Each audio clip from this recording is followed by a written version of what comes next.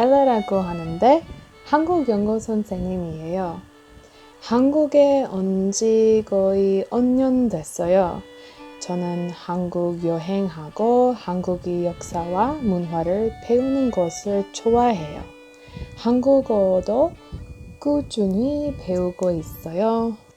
하지만 오늘은 심각한 이슈에 대해 이야기할 거예요. If you do not like hearing about traumatic events or suicide, please watch another video of mine instead. This one may not be for you. Hey everyone! It's been a long time, hasn't it? You may be wondering what's going on? Why have I been MIA? Various reasons. For one, before last week, I have been out and about enjoying the spring weather. Of course, the coronavirus kind of makes it a little bit hard to do that, but still managed to get some footage in, and I'll probably sit down and edit that soon.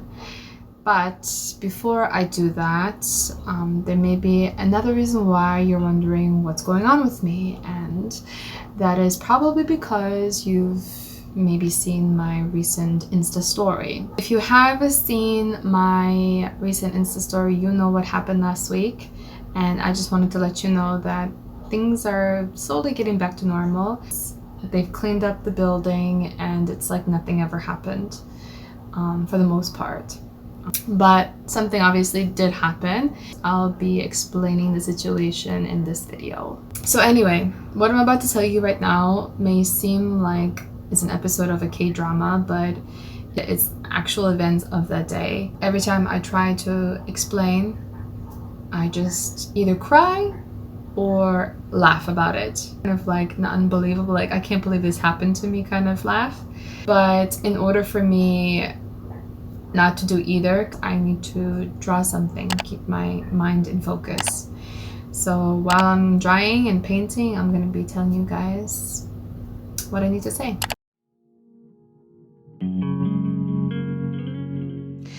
So on Thursday, May 6th, I posted a story about a gas explosion that happened in the apartment below me. I was home when it happened and I was the first to discover the body. So if you would rather skip the details, here is a timestamp for the summary instead.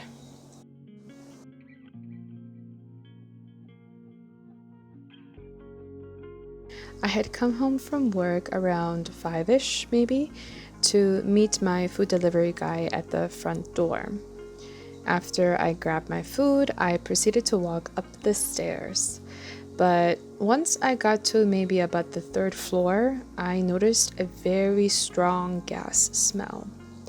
I've actually smelled this before, but never thought to report it. It's kind of stupid looking back at it now, but instead of taking action, I went into my apartment and put my stuff down to eat my dinner. After I ate, I laid down to watch some Netflix. I remember thinking I just wanted to stay in bed until I finally felt sleepy. But I managed to get up in order to get some water from the fridge.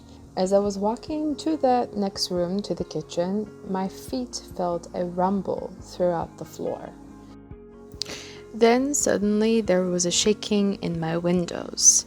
I stopped moving and I thought for a second maybe it's from the construction happening around my building, because there is quite a lot of construction. But then the shaking and the rumbling got louder. Then it got more severe. And I was watching the things around me moving and dropping to the floor. My plant fell over, and instead of picking it back up, I suddenly felt frozen. Then I heard a loud bang, followed by the sound of glass shattering. It all happened within a few seconds of each other, and throughout those few seconds, I was completely frozen, but there were lots of things happening in my head. I was in the middle of my 2 rooms, not moving, but I was able to look through the little crack of my open window in the next room to see pieces of glass flying and hitting the building next to mine. I couldn't help but think, what if this was a bomb? Then I thought maybe the hotel sign next door fell, and I was thinking about the different reasons because perhaps I was just overreacting. Anyway, I walked into my kitchen to open the window a little bit more, and I was met with warm clouds of smoke. Then I saw another man from the building across looking down at the apartment below me with one hand on his head and a shocked expression on his face. And then I heard the wails of a man. This confirmed the suspicion. The man was in pain. This sound was something I've never heard before. So I opened my front door. The smoke was coming up the stairs and it was suffocating, so I quickly closed the door and grabbed my phone and mask. I dashed out of my apartment as soon as I had my things, but I didn't get far. I was going down and I saw the man who made those painful wails. He was sitting propped up against the wall facing the staircase that I was going down. His body was leaning to one side with his head carrying most of the weight. His legs were sprawled out and his arms were face up on each side, but he was not moving. He had no color on his face, but his eyes had dark circles around it. I didn't remember, and I still don't remember, much of his clothing or anything else. All I could focus on was his face. I was hoping to see a sign of life somewhere, but at the time he really looked like he was dead. I've never seen a real dead body before, but that looked really close to one. All my scared ass could think to do was scream. So I screamed. I screamed bloody murder. I paced on the top of the stairs to gather my thoughts and I started to cry, because that's what I do. I break down and cry, and I debated to call 119. But before I could do that, the guy opened his eyes. He was alive. As he slowly opened his eyes, I could see his red eyes looking at me. His raspy voice breathed out words, and then he just collapsed. So I was frozen again, and now I definitely couldn't call 119 because I was so freaked out I forgot all my Korean. I couldn't go near him, nor could I run away and leave him. How could I? I screamed the same words he said to me in Korean. 도와주세요. One of the people who heard me scream was the man who lived across from him. He looked at the man and then he looked at me. I was shaking and I was pointing at the man, trying to suggest that I'm okay, just help him. He didn't know what the hell was happening. He looked around and then he saw the apartment. I watched him from the top of the stairs. He saw the fire and he yelled, "불," and kept yelling, "불, 열어주세요, 불." He was smart and grabbed the fire extinguisher from somewhere. He told me to go down. I didn't know what to do. I also thought about grabbing another fire extinguisher to help as well. I really felt conflicted. As the man was putting out the fire, I made the decision to run out. I ran out as quickly as I could, and then I stepped out of my apartment building. I was met with a girl who asked if I had screamed. I said yes, and I told her what I saw. I was shaking and I panicked, and I'm pretty sure none of what I had said to her made any sense whatsoever. And I honestly don't remember our conversation whatsoever after that. The man who helped came out shortly afterward and met with the firefighters who came running. He explained to the firefighters that he put out some of the fire, but there is still more left.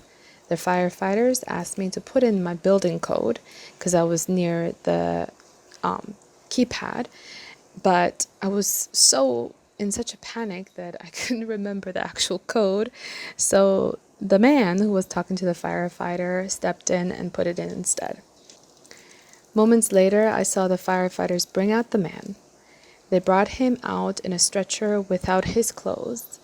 They put him on the ground and did something to him. I couldn't really watch. I don't know what they did. So I just stepped away to make a phone call to Dongyu. That is when I told him what had happened, and he couldn't quite hear me over the phone because everything was so loud and he was just in shock. But eventually, he understood the situation and he rushed over as soon as he could. The girl stayed with me for a while. She was just passing by when she heard me scream. She could sense I was not alright, so she was kind enough to buy me a hot coffee and water before she made her way again. Once Dongyu arrived, an hour later, the other residents were allowed to go inside, but the firefighters and police were still there conducting the investigation. I was scared to go back in, thinking it was a gas leak, actually. One of the firefighters outside, though, reassured us that it was not the building's fault. According to his words, it was the individual's fault. They were calling it an attempted suicide. I didn't want to risk it though, so the building manager offered to pay for my hotel stay. I packed my stuff as quickly as possible that night, and I made sure to turn off my gas and all my electricity just in case. You never know. Dongyu stayed with me that night, and it did help, but I hardly slept and I needed to go to work the next day. I went to work and tried to act normal, but I couldn't help thinking about it. I would just thought, like, what if I had done something different? Would it have helped, or would it have made it worse? But then came a text around lunchtime from Dongyu telling me what the building manager knows. Apparently, the man was rushed to the hospital and he survived with second-degree burns all over his body. However, he will be going to jail because he cut open the city gas pipe in his apartment. He was angry at his co-workers that day, so that is why he did it. When the police questioned him what his intent was, whether it was suicide or homicide, the guy just said he wasn't thinking. But I've smelled the gas smell before, well before this event. He had obviously planned to do this before. I've never met or talked to that man before, but I have seen him coming in and out late at night wearing a suit. He looked like a normal guy.